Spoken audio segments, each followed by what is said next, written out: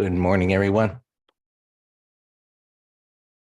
Hey, well, I think most of the surprises, why did it take so long for the market to fall with so many things suggesting that direction? I suppose it was just, we all know, was the Fed thing and what he had to say. And seems that institutions just, I don't know, they just in disbelief that I guess the Fed would have commitment to continue on their what they said they do to get to 2%, and they're not backing off. It's a good thing longer term, but like with so many things, stupid things going on in Washington and what they're pushing around the world, hopefully it doesn't get much worse than what it is right now. But anyway, so you can see crude oil's been going up. We've been talking about that for a while. We started talking about the dollar bottoming here, and it was going up, and interest rates going up, and then it was going to be a problem for the market. And back here, I certainly thought it would go lower, but it's stabilized. And you can see my cursor on interest rates as they, right here, as the interest rates backed off a little bit. Right away, institutions, buy the dip, run into it again, and had that retracement, and then it was just waiting for the Fed. And now it is what it is. So I guess everything now has to take its due course to lower prices. And it's almost down here already, give or take. I think it is down here in this area. We'll get to that. Internals are not lined up yet. So they're close, not lined up. So we may get some stability here as we get into the last week of September. Remember, historically, the end of the month, the beginning of a month has some tendency for being positive, inflows into mutual funds and so on. But if it's going to take the, I guess it doesn't happen every year. September down, some stabilization, then October, the culmination, and then we get into where the huge end of year opportunities are. So we'll keep an eye on the volatility index, which is rising. We'll see, does it get here? It doesn't have to go all too high. We don't know how high it'll go. So set alerts at prior swing highs like that. And then we'll see if it gets up here step by step. But it's a pretty large gap down this morning. And you can see interest rates are up. You can see here, this is a 30-year gapping above this area, which suggests they're going to go higher.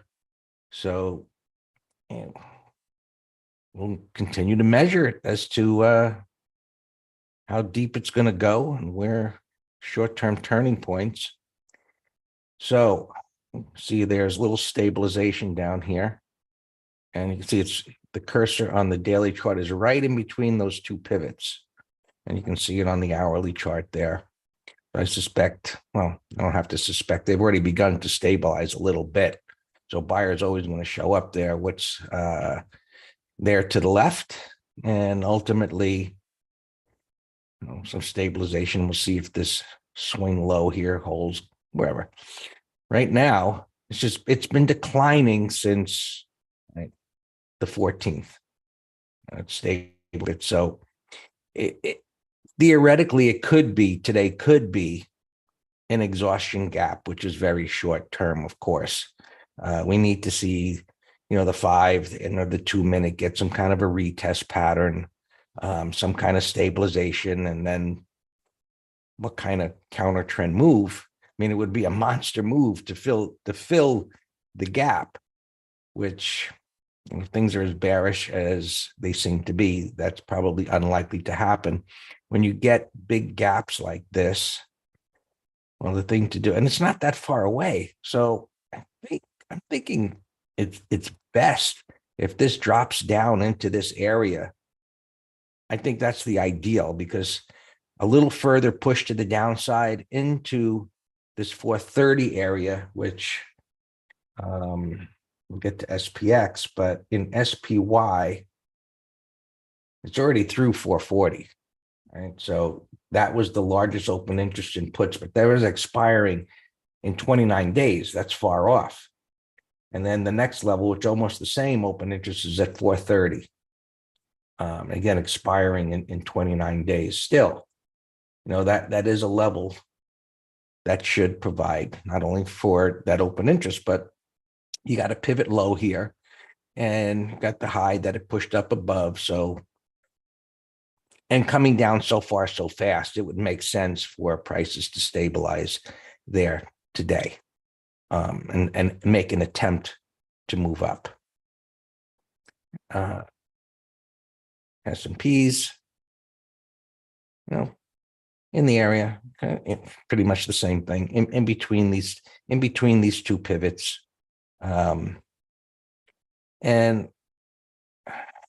looking at this weekly chart, and again, I'm just thinking a little ahead of where things are. However,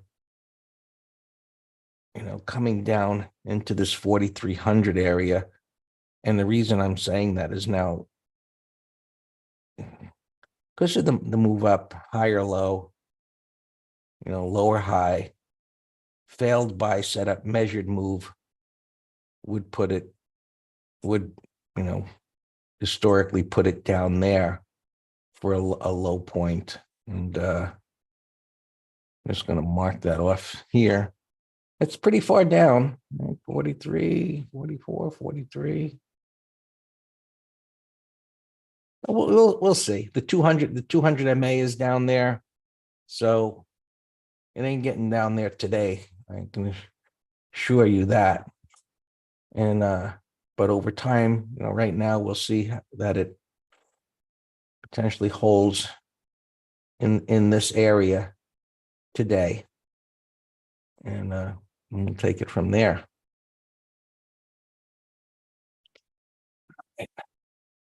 Get to SPX in a second. You can see the big gap up in the 10-year. And of course, is there anything to the left? Wow.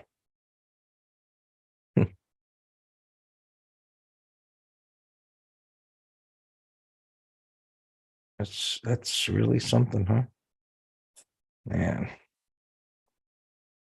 I don't know what else to go on other than just to look at that and think that that's where it has to go to, unless there's some kind of a substantial failure. And that's the only way to look at it, is what's to the left. Where's the next stopping point? The whole number is 5%. And I'll assume that's where it's going to, unless it violates the trend. And, this has a deep pullback into here. That has to be the thought process. And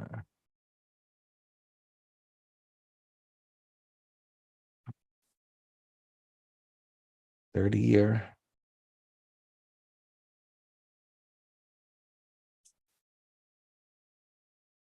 Yeah. It's about the same area. See that moving up. 5-year. They're all moving up together. Right? So there's no, saying, well, that one's not moving. Maybe it's the others won't go there. But the 5-year is already, well, not already, almost approaching that high up there. So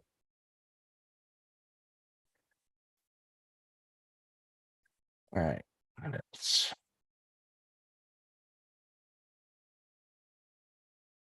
interesting. That's not moving.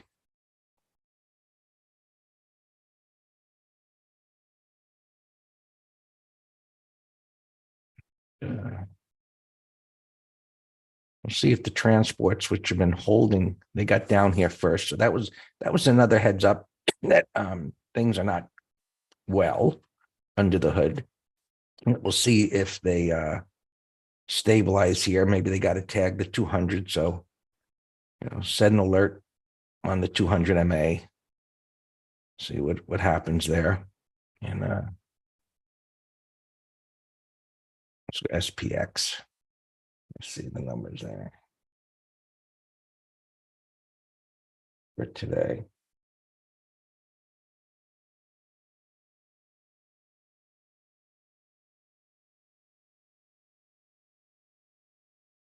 So 40, where's my numbers? 43.20. Nothing got hit yesterday.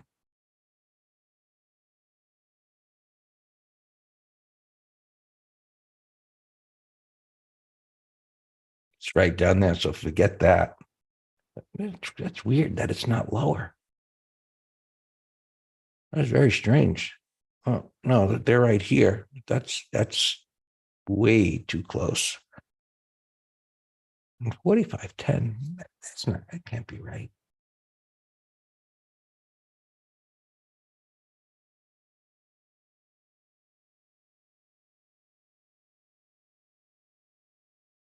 What 44. 44.15.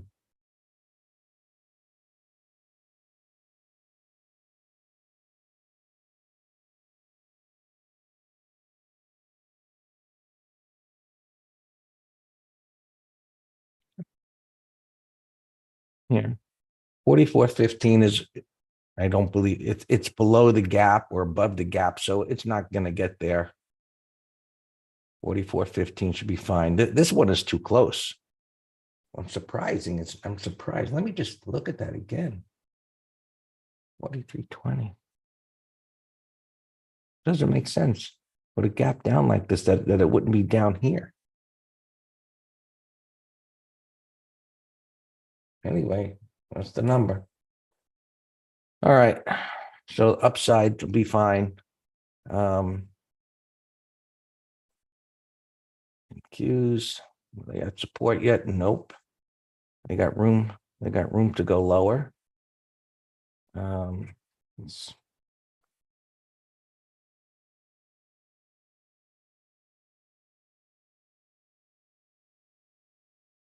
almost to the 200. This was down below the 200. I'll be keeping an eye on this to see if it possibly stabilizes, but that's gapping down through the 200 MA. Semiconductor leveraged. Okay. But look at that head and shoulders top. You can probably see that. Or look.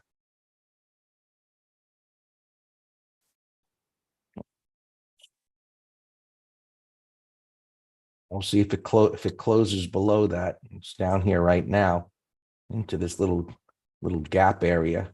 There's a old big one down here. You can watch FANG stocks. You know, most of them are going down. Gold is down here, and silver dropping down. They've been a mess. Let's see. The 2-year, of course, dropping. And Bitcoin down a bit. So it's going to be ugly at the open. I imagine the NYSE tick will probably hit like a minus 2,000 many times, means it's going to be an overall selling day. It'll stabilize there, but it tends to be consistent on the bearish side. I haven't seen it in quite a long time, but this put call ratio, whatever the symbol is in your platform, set an alert on the raw data at 1.3, 1.3, and 1.2, 1.5, right? Put call ratio. So as an intraday measure of an extreme, I don't know what that number is up there. Let's see here. I took away that.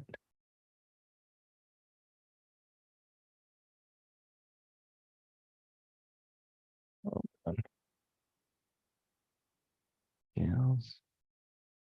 Right. Scale. Okay. So here was 1.3.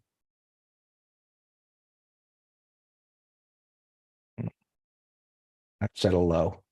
And at times like this, where things are gapping down and so seem so negative, they are negative. Maybe they continue to go down. So in a bear market, that level at 1.3, and ultimately, if it should get to 1.5, which it hasn't been in a very, very long time, it can give you a heads up, intraday. So take extreme. You can see a put call ratio at such a high level. Odds are the markets are going to bounce at that point. All yours, Dan.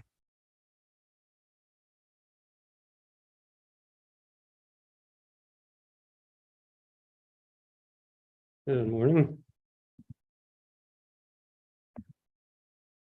So post-Fed day, I generally have this rule that, even though something looks bullish or bearish at the close, you could have some crazy moves the next morning. But I said into the close yesterday, this is such a powerful move that I actually made an exception. I said, you know what? I'm okay with you taking new short setups into the close, because I'd be looking to short on a bounce too. I mean, I didn't know where we were open today. We very well could have gapped up a bit, had a 1, 2, 3, but we were fully bearish view, since this bear island reversal, bear 1, 2, 3. The bottoming tail put a little kink in it. It's like, all right, bulls stepped up. I was hoping for a 1, 2, 3, but we just got to deal with what we got. And yeah, I when we get big gaps like this, look at the 15-minute chart. It's called an end of day decline. Now we're gapping down, selling off more. So ideally, as Greg already mentioned, I just love pain. Just keep going, get this rubber band extended more and more and more and more and more. Lower the better. Take out this prior low. And then I guarantee you we're going to get an awesome entry for, some short-term things. I'll be looking for climbos. I'll be looking for relative strength stocks.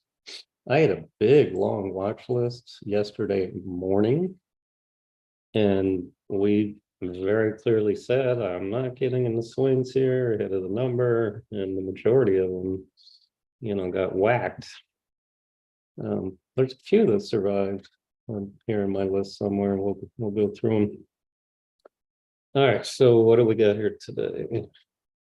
We actually we have Meta, we have a call spread in the weekly options trader, and we think this is a long intermediate term top, daily, weekly, monthly. So we bought way out of the money 290 puts yesterday.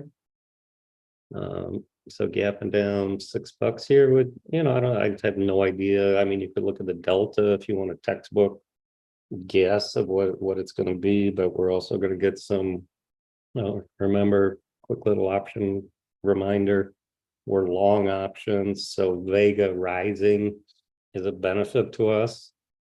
So these options are going to go up in value, not only because the directional component, but the Vega going up, we're going to get paid for that too. And so I'll check out the price when we get there. I mean, I looked at Nvidia down 10. Look at, I've been saying, Greg, we should have bought puts on this too. Remember this wide range bar right there? That's when I was looking at a ton of semis, and I'm like, this is a long, well, long or intermediate. I don't know how you define that, but look at this monthly. Look at this monthly. I right on that bar, I was saying this is damaged. I was saying semis were damaged all over the place. Well, Alex, it's 412. So I need some stabilization. And it would have to be very short term, because I just explained longer term. I'm bearish on it. All right, Cisco here, I posted. It's buying Splunk. All right, it was 52. I was hoping again this would flush out lower into 10 a.m. And then I'd be looking to sell out of the money puts on this quality company. It's in an uptrend weekly, monthly, and we're getting a gift of a gap down. So that's on my list. All right, a couple earnings here. DRI. You know, we've also been talking a lot past 2 weeks, potential double bottoms versus continuation breakdowns. And I still, because the weekly is down so much, I don't know. I don't have a bias on that right now. FTS down 420, that would be a call spread candidate.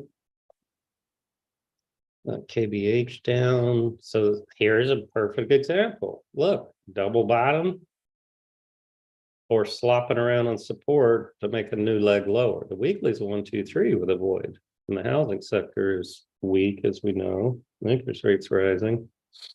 But the problem is that's down a lot for, for a new entry. Yeah, I saw AI gapping down. Yeah, there's another example. I mean, that's not a quality W bottom at all, because it's not a momentum move down, it's an igniting gap. So that's a horrible example of a double bottom. That's more of just a continuation breakdown. All right, FedEx is in the limelight today, 263. The fact that it's holding that strong and this market carnage is extra impressive. Avgo, here's another one where on this day it said it's whacked. This is getting a nasty gap down. I think Apple or whoever they do business with is talking about booting them for Marvel. Google, all right. Hey, there you go.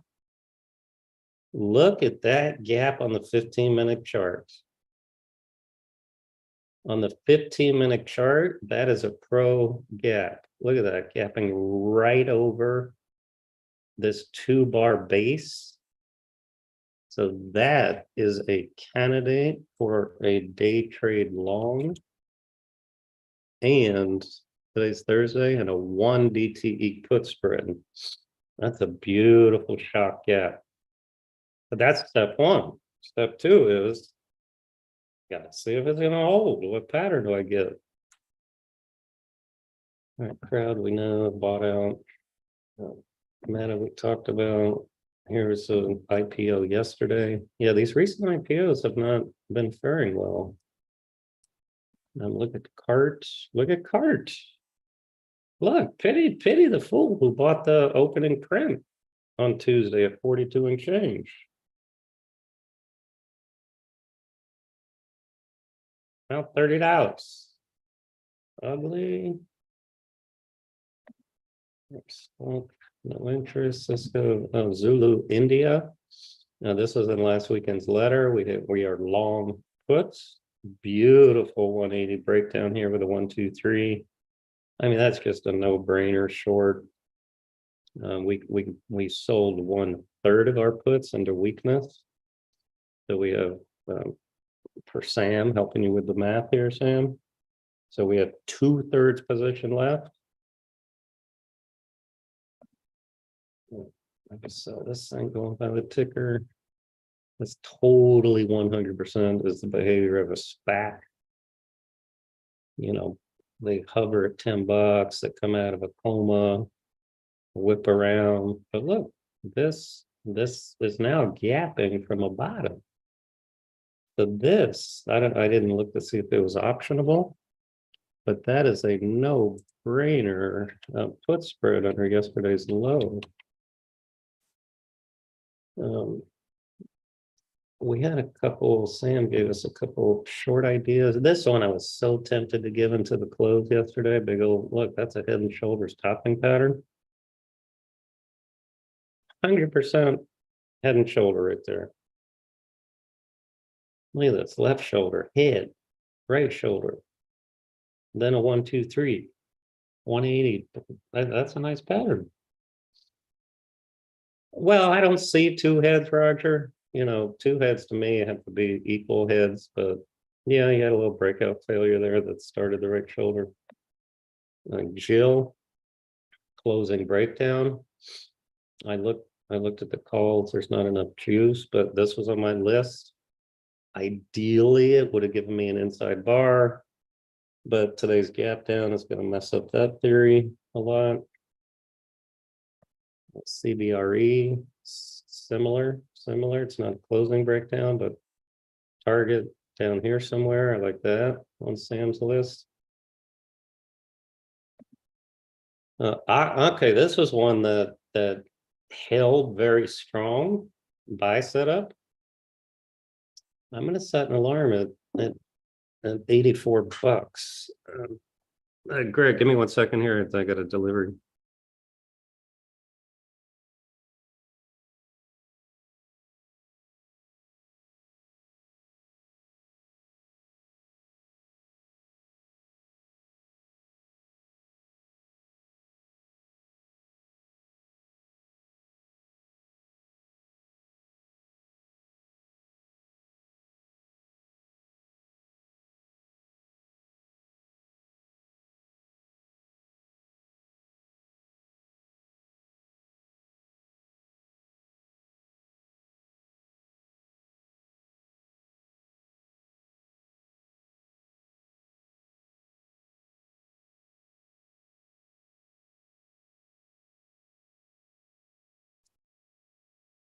All right.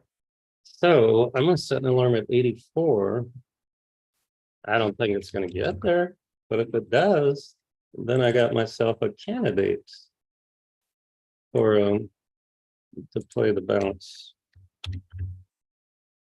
All right. All right, market open now. Ollie North. It was on my strong list, but not anymore. Milko was on a short list. Yeah, it took negative 1800. Yeah. All right, Meta's actually bouncing here. Let me see what this 390, 290s. 290s are 790.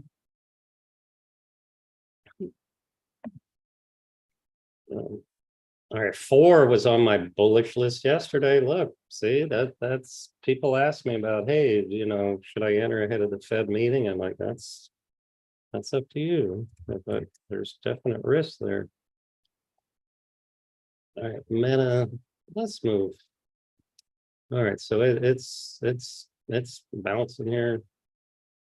And I'll be right back. All right, the 290.